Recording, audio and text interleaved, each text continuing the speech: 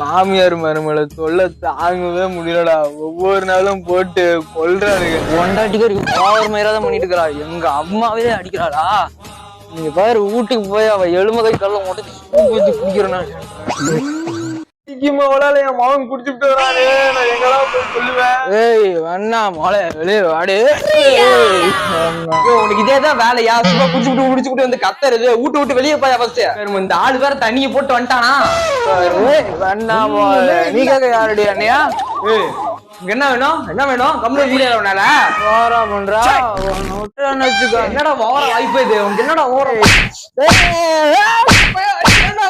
அம்மாவை அடிக்கிறியா?